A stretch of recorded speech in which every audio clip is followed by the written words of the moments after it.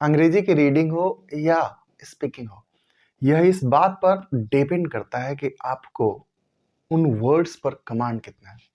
देखिए, गलतियां सबसे होती है और गलतियों के लिए ही इंसान बना है। ऐसा नहीं है कि इंसान गलती नहीं करता, लेकिन ये एक ऐसा लैंग्वेज है ना जहां पे जाने अनजाने में लोग मिस्टेक कर जाते हैं, क्योंकि अमूमन यहाँ पे बीयूटी बट लेकिन पीयूटी पुट होता है।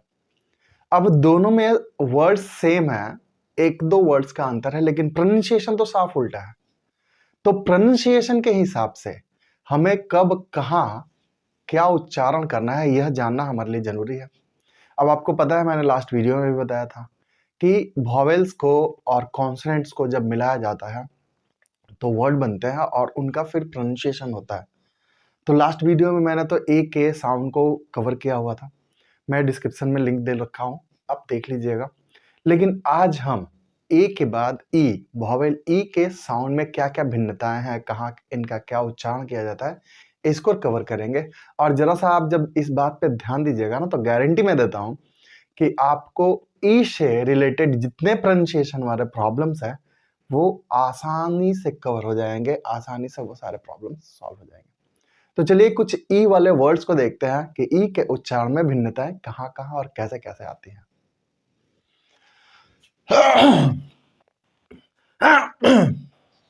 देखिए, अमूमन ई के साउंड को हम ई या ए के रूप में ही उच्चारित करते हैं, अधिकतर यही होता है। लेकिन किन्हीं किन्हीं विशेष जगहों पे ई का उच्चारण लंबा हो जाता है तो ई का उच्चारण छोटा हो जाता है। अच्छा, ये सिर्फ एक वीडियो में कवर नहीं होने वाला ई का साउंड, इसके लिए एक अलग से और वीडियो आने वाली है, तो प्लीज वेट कीजिएगा और बने रहिएगा हमारे साथ। वीडियो को अंत तक देखिएगा, पसंद आ जाए तो लाइक और शेयर कीजिएगा। और हाँ, आपको लगे कि मैंने आपको कुछ सिखाया है, मेरी मेहनत, हाँ, अगर आपको लगे कि मैंने कुछ आपको सही सिखाया है, मेरी मेहनत आपके लिए कुछ काम कर जाएगी, तो चैनल को सब्सक्राइब जरूर कर लीजिएगा। तो चलिए देखते हैं ई के साउंड को। देखिए, ई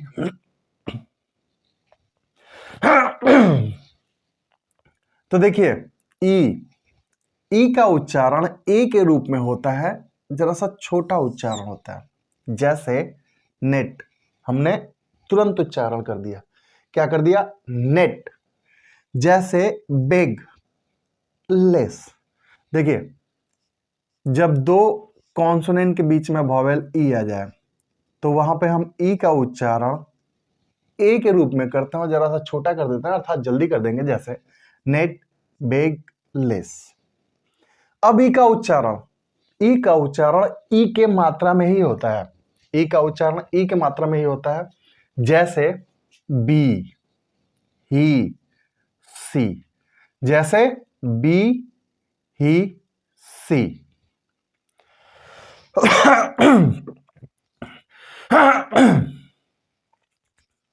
अब होता क्या है कि किसी किसी वर्ड में दो ई आ जाते हैं। दो ई में होता क्या है कि हम वहां पे ई का उच्चारण ई करते हैं, लेकिन जरा सा लंबा करते हैं, हम जरा सा लंबा खींच देते हैं। जैसे देखिएगा, see, S double E, see, W double E P, weep. देखिए, see, W double E P, weep, D W P, deep. मैंने यहाँ पे ई का उच्चारण को लंबा खींचा, मैंने क्या उच्चारण किया? सी, डीप, वीप। तो आप भी जब दो ई एक साथ हो तो वहां पे आप ई का उच्चारण जब करें ना, तो जरा सा ई के रूप में करें और जरा सा उसे लंबा खींचे। ठीक वैसे ही जब ई और ए एक साथ आए तो वहां पे उच्चारण तो ई होता है लेकिन वो छोटा हो जाता है। याद रखिएगा, जब डबल ई आए तो उच्चारण लंबा हो जाता है, जब ई और ए आए तो उच्चारण छोटा हो जाता है। जैसे देखिएगा, पी, पी ई है, पी, हमने लंबा खींचा, जबकि यह रूल नहीं है। रूल क्या है? रूल कहता है कि उच्चारण को छोटा कीजिए। तो हमने क्या उच्चारण किया? पी। क्या उच्चारण किया? पी। हमने क्या उच्चारण किया? से। हमने क्या उच्चारण किया? मीट। तो अच्छे से समझिएगा, जहां डबल ई हो दो ई लगातार हो वहां पे ई का उच्चारण करेंगे हम लंबा कर देंगे, और जहां पे ई और ए हो वहां पे ई का उच्चारण ई होगा लेकिन छोटा हो जाएगा, just like P C meet. ये कुछ एग्जांपल्स है। अब देखिए नोट क्या कहता है।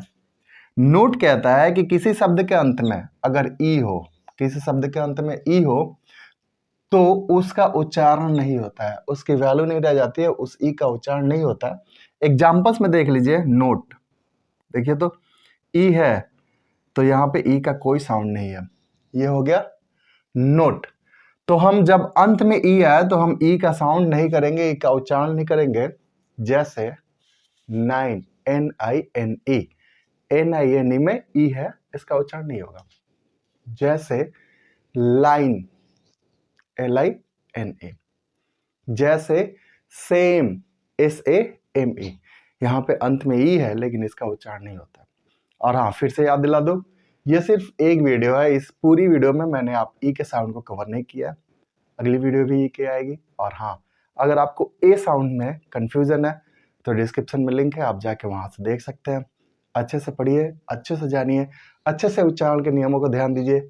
रीडिंग और स्पीकिंग प्रॉब्लम जो होगी वो धीरे धीरे सॉल्व हो जाएगी। और हाँ, वर्ड्स का प्रोनाउंसिएशन करते रहिए, कहाँ प्रॉब्लम होगी ये आपको समझ में आ जाएगा।